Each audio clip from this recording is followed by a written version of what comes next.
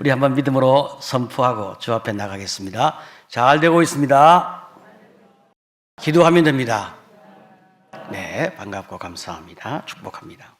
오늘은 축제 예배, 화목제 함께 우리 같이 주님 앞에 나갑니다. 레위기 3장 1절 말씀 우리 같이 한번 읽어보겠습니다. 자, 시작. 사람이 만일 화목제의 제물을 예물로 드리되 서로 드리려면 수컷이나 암컷이나 흠없는 것으로 여호와 앞에 드릴지니. 아멘. 네, 오늘은 화목제 예배에 대하여 함께 같이 생각해 보려고 합니다. 우리가 화목제를 생각을 하면 먼저 우리의 오해가 해결되어져야 합니다. 이 화목제가 말이죠, 많은 분들이 얼른 어떻게 생각하냐면 우리가 하나님과 화목하게 되는 것, 이것이 화목제구나 이렇게 생각을 하는데 그것은 매우 잘못된 생각인 것이죠.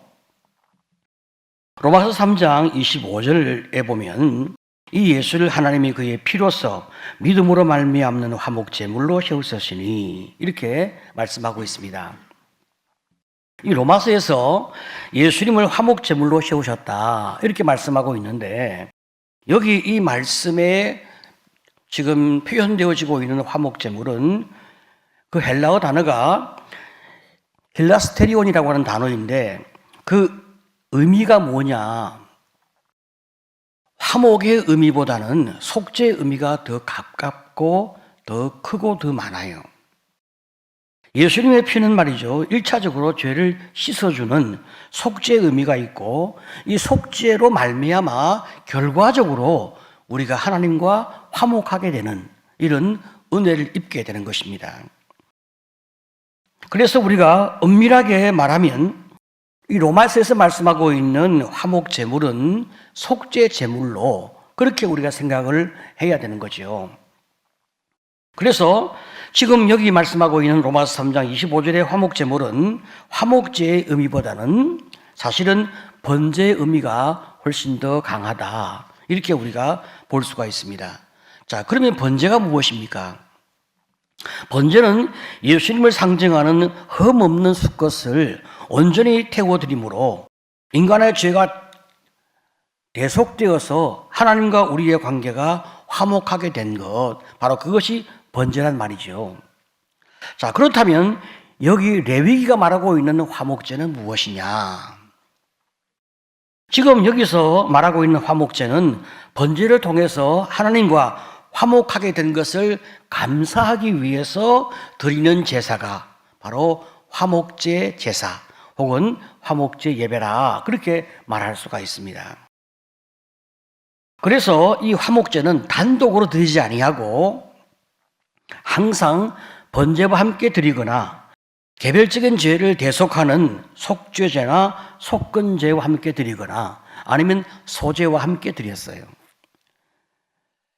하나님께서는 이미 우리의 관계 속에서 수직적으로 참 은혜를 주신, 주님과 나와 관계가 다 해결되어지게 하신 이 번제에 대하여 우리가 감사의 마음으로 주님 앞에 다시 나아가서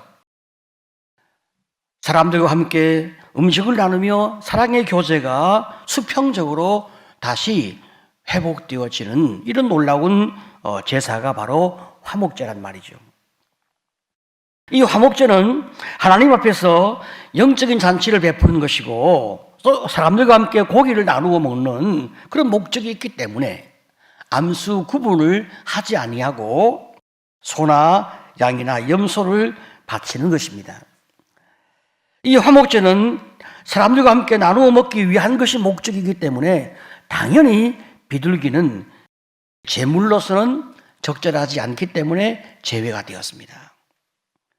그렇다면 이 화목제를 드리는 방법은 무엇인가?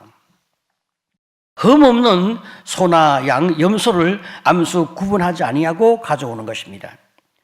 그 다음에 예배자가 제물 위에 안수하고 죽이는 것은 번제와 똑같습니다. 번제와 다른 것은 말이죠, 번제는 이제 제물 그 전체를 다 다 불태운단 말이죠. 가죽을 벗기고 이제 재물을 불태우는 이런 방법이 번제인데 화목제는 그렇지 않은 거예요. 화목제는 말이죠, 기름만 제단에 불태워서 하나님께 올려드리고 고기는 사람들과 함께 나누어 먹는 것입니다. 이때 제물의 가슴살과 오른쪽 뒷다리는 제사장의 음식으로 바쳐졌습니다. 여기서 우리가 제사를 말이죠, 드리는 방법에 따라서 여러 종류의 또 제사를 부르는 이름이 있어요. 예를 들면 요제, 거제, 화제, 전제, 이렇게 우리가 또 방법에 따라서 이름을 부르게 되어지는데, 요제는 무엇이냐? 제물을 흔들어서 드리는 방식이고, 거제는 제물을 높이 올려 드리는 방식이고, 또 화제는 제물을 태워서 드리는 그런 방식입니다. 그렇다면 전제는 뭐냐? 전제는 제물 위에 포도주를 붓는 이런 방식을 가리켜 전제라 그렇게 말을 했습니다. 지금 화목제에서 제사장에게 드리는 고기는 먼저 하나님께 올려드렸고 그 다음에 제사장에게 그 고기를 제공했습니다. 이때 가슴살은 요제로 흔들어서 드리고 또 오른쪽 뒷다리는 거제로 높이 올려드린 이후에 제사장의 소득으로 하나님께서 허락하신 거죠. 레위기 7장 34절을 보게 되어지면 내가 이스라엘 자손의 화목제물 중에서 그 흔든 가슴과 든 뒷다리를 가져다가 제사장 아론과 그의 자손에게 주었나니 이는 이스라엘 자손에게서 받을 영원한 소득이니라, 이렇게 말씀하고 있습니다. 하나님께 드리는 어떤 부분, 그 부분 가운데서 제단에 올려 화제로 태우는 그 부위가 정확하게 무엇이냐 이렇게 묻는다면 기름과 콩팥과 간의 일부였습니다. 3장 3절로 5절을 보게 되어지면 내장에 덮인 기름과 내장에 붙은 모든 기름과 두 콩팥과 그 위에 기름 곧 허리 쪽에 있는 것과 간에 덮인 그 풀을 콩팥과 함께 떼어낼 것이요, 아론의 자손은 그것을 제단 위에 불 위에 있는 나무 위에 번제물 위에서 살을 찌니 이는 화제라, 여호와께 향기로운 냄새니라. 자, 여러분, 여기 말이죠, 내장에 덮인 기름과 내장에 붙은 모든 기름은 지금 우리가 먹는 고기 속에 있는 그 기름, 마블링이 아닙니다. 사람이 먹지 못하는 기름 덩어리를 말하고 있는 것입니다. 이런 기름을 하나님께 드리는 이유에 대하여 조금 이따 다시 설명을 하도록 하겠습니다. 자, 그 다음에 콩팥과 그 위에 기름, 간에 덮은 그 풀을 콩팥과 함께 떼어서 주님께 드리라, 그렇게 말씀하고 있는데, 이 콩팥이라고 하는 히브리어 단어는 마음으로 해석이 되었어요. 시편 7장 9절을 보게 되어지면 악인이 악을 끊고 의인을 세우소서, 의로우신 하나님이 사람의 마음과 양심을 감찰하시나이다, 이렇게 말씀하고 있을 때 지금 여기 사람의 마음과라고 할 때 그 마음은 히브리어 단어가 콩팥과 같은 의미로 번역을 한 거예요. 이런 측면 때문에 구약시대 사람들은 이 콩팥이나 장기가 마음에 있다고 생각을 했습니다.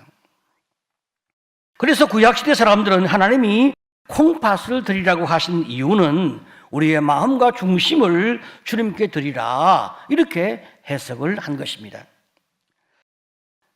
하지만 단순하게 생각을 하게 되어지면 콩팥이 기름 덩어리에 묻혀 있기 때문에 사실은 기름과 한 덩어리로 취급될 수 있는 것입니다.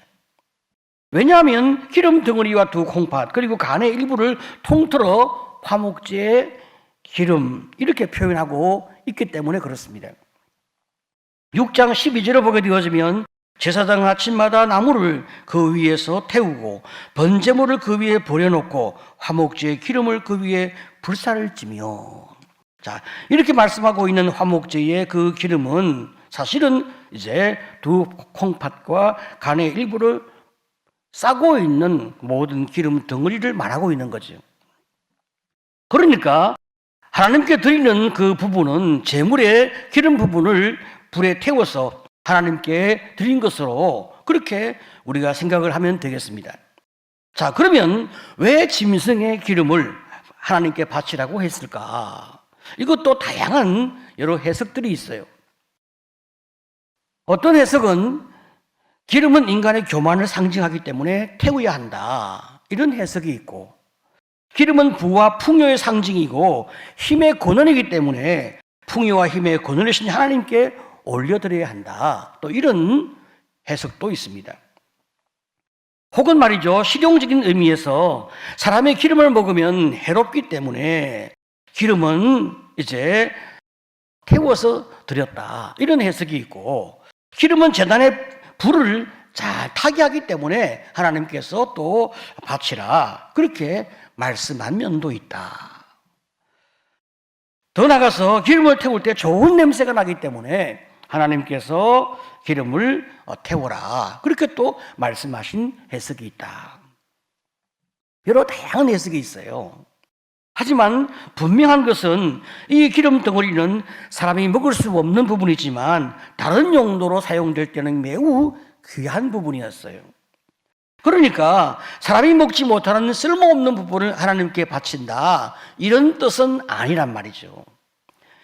하나님께 귀한 것을 드린다, 이런 의미에서 하나님이 그것을 주님께 바치라, 그렇게 말씀했는데, 우리가 또 놀라운 한 부분을 보게 되어지면 화목제로 드리는 기름을 하나님께서는 하나님의 음식이라, 이렇게 또 이야기를 하신 거예요. 3장 11절 16절을 보게 되어지면 제사장은 그것을 제단 위에서 불사를 지니 이는 화제로 여호와께 드리는 음식이니라. 이는 화제로 드리는 음식이요 향기로운 냄새라. 모든 기름은 여호와의 것이니라. 하나님이 음식을 드시는가? 하나님은 영이시기 때문에 음식을 드시지 않습니다. 그럼에도 불구하고 이 화목제의 향기로운 냄새가 하나님의 음식이라고 말씀하고 계신 거죠. 이것은 화목제를 통하여 하나님과 사람이 함께 사랑으로 식사의 교제를 나눌 수 있는 것을 말씀하시는 의미로 보는 것입니다. 하나님은 사람이 먹지 못하지만 향기로운 냄새를 만드는 기름을 하나님께 불태워 드리라 말씀하시고, 나머지는 그 고기를 사람들이 함께 나누어 먹으며 사랑의 교제가 있도록 하나님이 그렇게 축복하신 것입니다. 그래서 화목제는 하나님과 사람이 함께하는 축제 예배로 많은 사람이 기뻐하고 즐거워하는 그런 예배였습니다. 번제나 속죄제나 속건제를 통하여 죄를 씻고, 그리고 우리가 참 하나님 앞에 은혜를 입는 이 거룩이 회복되었습니다. 그러면 하나님께서 이런 귀한 또 은혜를 주신 것에 감사하여 모든 이웃들이 함께 같이 나와서 기쁨과 행복을 함께 하나님 안에서 나누고 싶어서 벌인 그 잔치가 바로 화목제였습니다.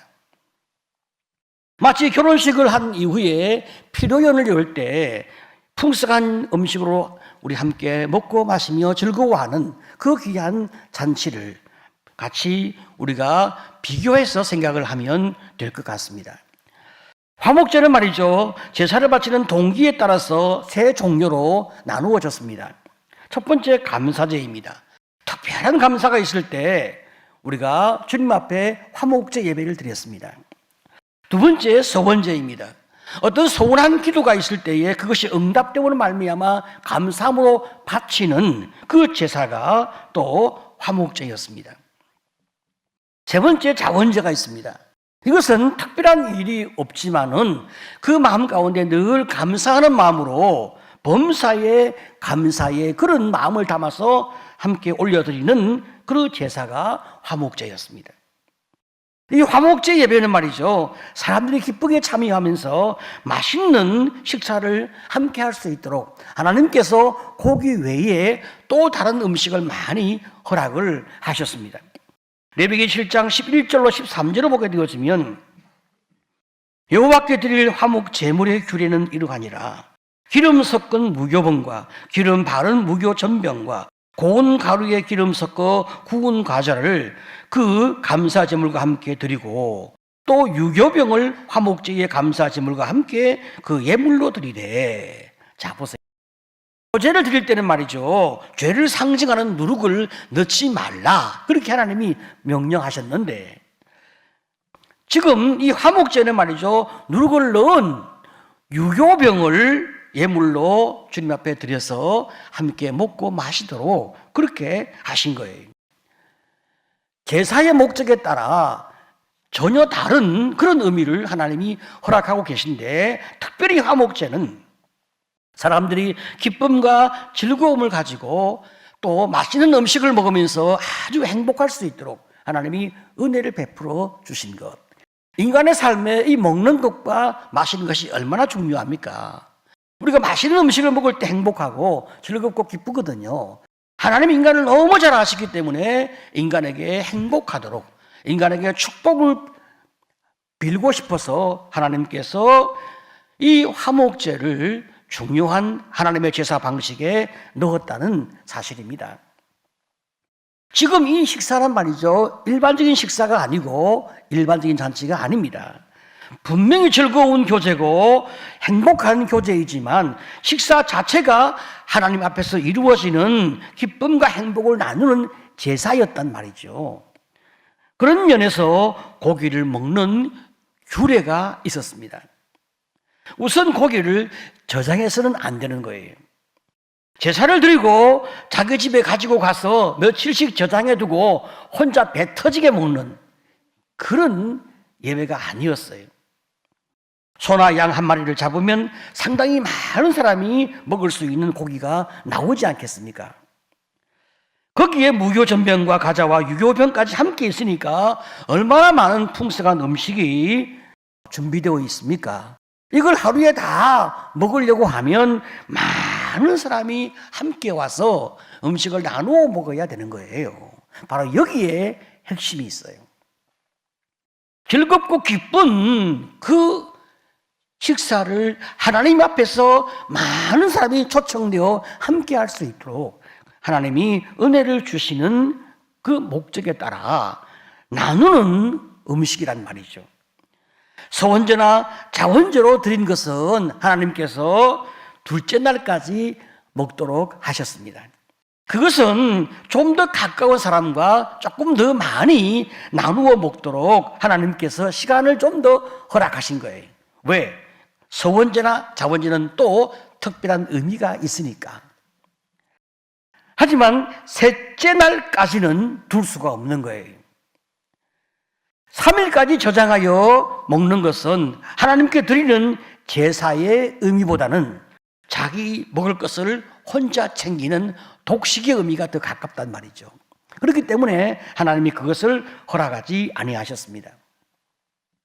자, 이것은 말이죠, 우리가 하나님 앞에서 거룩한 제사로 이제 어떻게 먹고 마심이 함께 나누어야 하는지를 잘 우리에게 말씀해 주고 계십니다.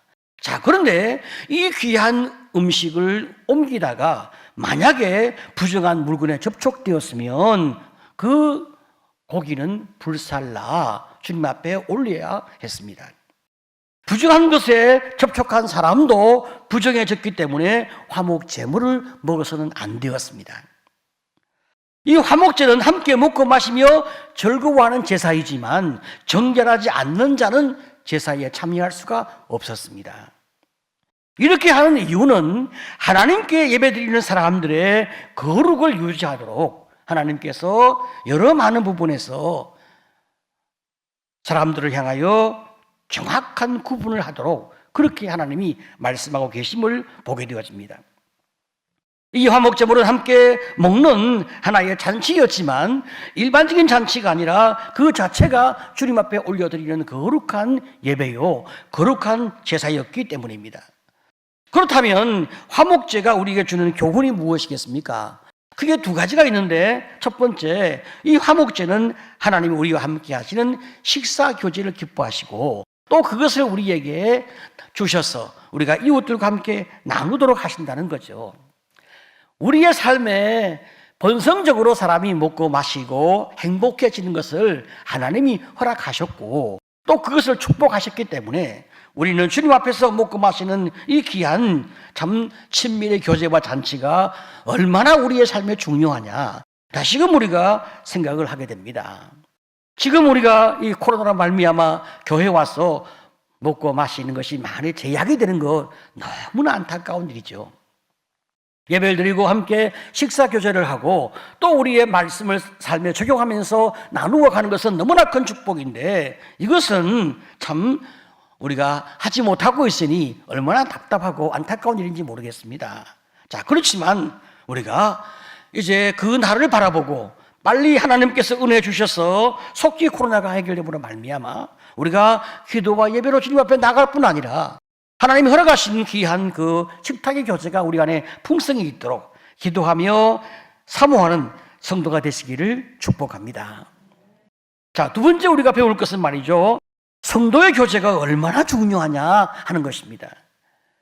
우리가 말이죠, 이 교회를 가리켜서 딱 한마디로 이야기하라 그렇게 말한다면 사실은 교회는 성도의 교제, 성도의 교통 이렇게 이야기할 정도로 이 성도의 교통은 굉장히 교회의 중요한 속성인 것입니다.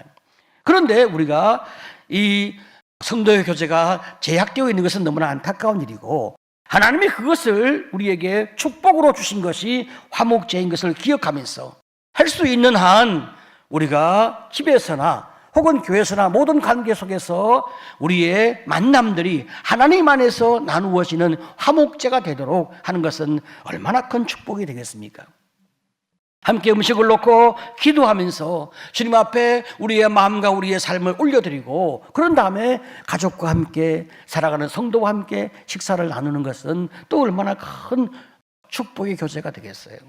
이것은 하나님이 우리에게 주신 풍성한 교제와 풍성한 나눔의 그 잔치이기 때문에 우리의 삶 가운데서 이런 화목제가 더 많아지는 것은 우리의 신앙의 큰 축복이 될 것입니다. 늘 우리 마음 가운데서 참 하나님 안에서 우리의 참 성도의 교제와 목장의 그 예배의 교제가 늘 이렇게 풍성할 수 있도록 주님 우리를 축복해 달라고 간구하면서 여러분의 신앙생활과 삶의 그 생활이 더 복되고 아름답기를 간절히 축복합니다.